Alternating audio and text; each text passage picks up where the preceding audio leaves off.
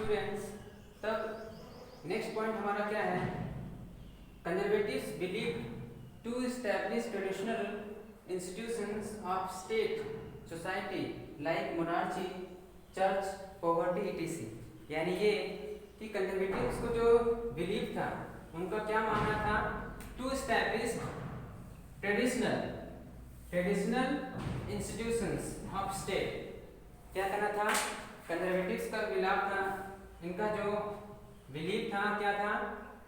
Traditional माने परंपरावादी जो institutions थे स्टेट में, राज्य में, वो क्या था? जैसे monarchy, राजतंत्र, church, poverty,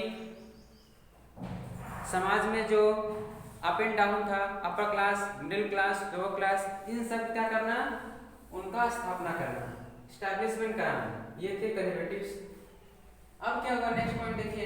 in 1815 representatives of European power जैसे Britain, Russia, Persia, Austria collectively defeated Napoleon meet at Vienna to draw off a settlement for Europe. Yes, जैसे कि मैंने बताया कि 1815 में क्या हुआ था? जो रिप्रेजेंटेटिव, जो प्रतिनिधित्व, सभी लोगों ने मिलके यूरोपियन सभी जो इतने पावर्स थे जैसे ब्रिटेन, रशिया, जो कंट्री आपको यहाँ पर देख रहे हो, इन सभी ने क्या किया था? मिलकर किसको हराया था? नेपोलियन को हराया। डिफीट टू नेपोलियन को हराया। और क्या हुआ था? वियना एक जगह है जहां पर उन्होंने क्या किया था? ट्रीटी किया था। ट्रीटी करने पर क्या हुआ था? नेपोलियन खत्म हो गया और उन लोगों ने क्या अपनाया? Settlement for Europe. किसने? कंजर्वेटिव्स ने। कंजर्वेटिव्स ने क्या सोचा कि नेपोलियन तो चला गया वाटरलू के युद्ध में, अभी हम क्या करना है? नेपोलियन ने जो फ्रांस के साथ साथ और भी सारे कंट्री में जो रिपब्लिक लेकर आया था, हमें क्या करना है? नेपोलियन चला गया तो उसका जो आइडियोलॉजी है, जो रिफॉर्मेशन है, वो भी चला गया। अभी हमें क्या करना है?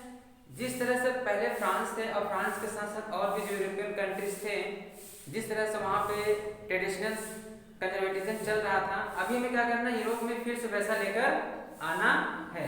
यही था सेटलमेंट ऑफ यूरोप। यस, तो स्टूडेंट्स, नेक्स्ट पॉइंट क्या है? The revolutionaries.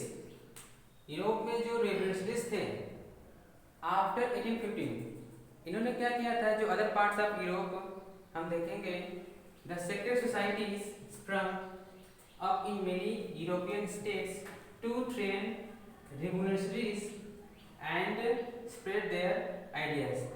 Yes student, Europe में जो जैसे जर्मनी, इटली और भी जो कंट्रीज थे यूरोप में, इन लोगों ने क्या था? वहाँ पर एक क्रांतिकारियों का ग्रुप बनाया था। जैसे हमारे भारत में जब मूवमेंट चल रहा था तो यहाँ पर क्रांतिकारियों का ग्रुप था, तो उसी प्रकार यूरोप में जो अलग अलग कंट्री से के जो क्रांतिकारी थे, इन लोगों ने क्या किया था? अपना ग्रुप बनाया था और अपने आइडिया को स्प्रेड कर रहे थे।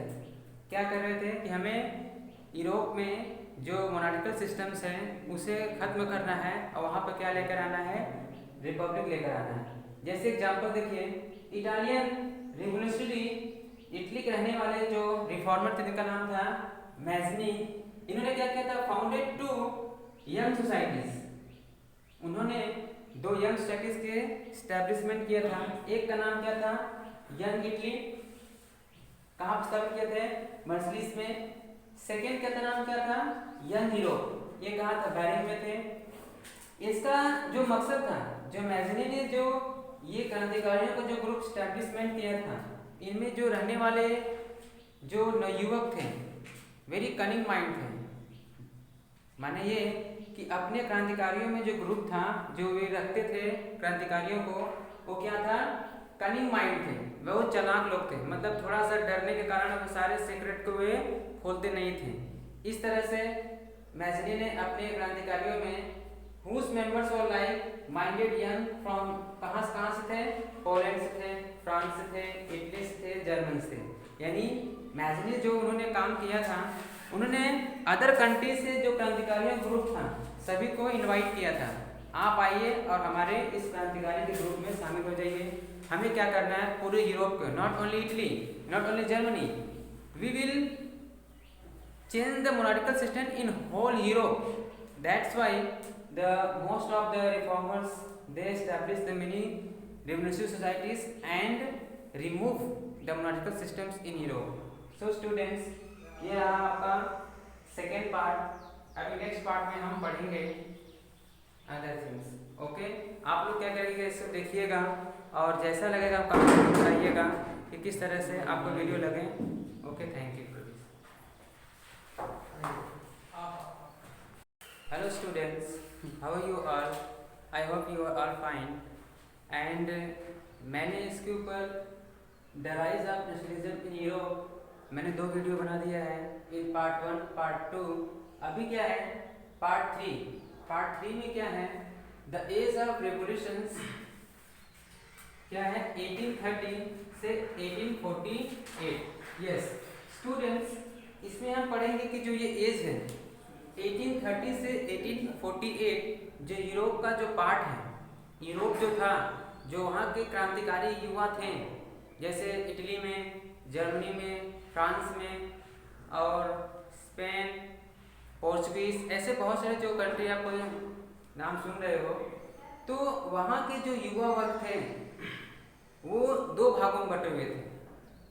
माने एक, जैसा कि हमने पढ़ा कि नेपोलियन के इंड के बाद 1815 में नेपोलियन खत्म हो गया वाटरलू के युद्ध में। उसके बाद यूरोप में जो कंजर्वेटिव्स थे उनका मानना था कि हमें क्या करना है, फिर से नेपोलियन से पहले जो यूरोप में जो व्यवस्थाएं थी, ट्रेडिशनल सिस्टम्स, वो हम शुरू करेंगे। शुरू हो गया था। अभी यहाँ पे क्या था कि जो एज ऑफ रेवोल्यूशंस था इसमें 2 भागों में बटा हुआ था। एक था लिबरलिज्म, एक था कंजर्वेटिव्स। ये 2 भागों में बटा हुआ था। अब स्टूडेंट हम एक एक करके पढ़ेंगे। जो लिबरलिज्म, इसका माने क्या है, it drives Latin root. Liberalism कहाँ से आया है, लैटिन रूट वर्ड जिसका माने क्या होता है, लीबर। रूट लीबर, इसका मीनिंग क्या होता है, फ्री। क्या होना, फ्री, फ्रीडम, आजादी। क्या है, Europe such as the Italian, German, Ottoman, Ireland, Poland, ये जो कंट्रीज थे, ये सब कंट्रीज में रहने वाले जो रेवोल्यूशनरिस्ट थे, इनका मानना था हमें क्या करना है, यूरोप को लिबरलिज्म लेके आना है। यूरोप में जो मोनार्की सिस्टम है उसे खत्म कर कर रिपब्लिकेशन लेकर आना है। These revolutions were led by liberal nationalists like educated middle class, professor, teachers, ये सब थे। यूरोप में जो ये सब रहने वाले जो व्यक्ति थे, रेवोल्यूशनरीज थे, इनमें जो मिडिल क्लास के लोग थे, एक से क्या कहते हैं, जैसे एजुकेटेड मिडिल क्लास, पढ़े लिखे वर्ग थे, जैसे इसमें प्रोफेसर आ जाएंगे, टीचर्स आ जाएंगे, क्लर्क आ जाएंगे, etc। ये सब क्या करते हैं, ये सब इनके साथ जुड़े हुए थे कि हमें क्या करना है, यूरोप में मोनार्चिकल सिस्टम खत्म कर कर वहां पर रिपब्लिक लेकर आना है। अब स्टूडेंट हम बात करते हैं सेकेंड क्लास का, कंजर्वेटिव्स। कंजर्वेटिव्स का बिलीव ये था कि जब नेपोलियन का जो पावर है वो खत्म हो गया 1815 में, और वहां पे क्या चालू हुआ था, settlement in Europe. That means conservatives believe that to establish traditional institutions of state society like monarchy, church, social hierarchies, poverty, family preserve. इनका मानना यह था कि हमें क्या करना है, यूरोप को लेके जाना है, वो किसके रास्ते पर, एज ए ट्रेडिशनल के माध्यम से। हम क्या करेंगे, यहाँ पर जो पहले जो व्यवस्थाएं थी उस व्यवस्थाओं को हमें क्या करना है, रीस्टैब्लिशमेंट करना है। फ्रांस में जब नेपोलियन थे तो उन्होंने जो ये सब को खत्म कर दिया था, अभी क्या किया उन्होंने, ये सब शुरू किया।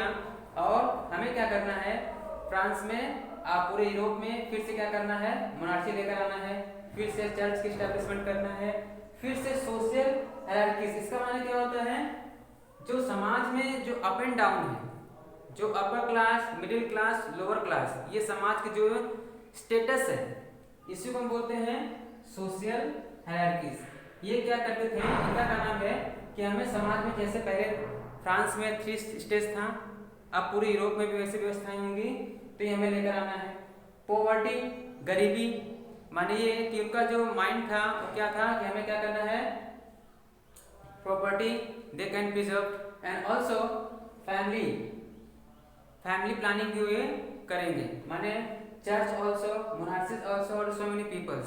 सो इस तरह से हम देखें first part liberalism and second part conservatives.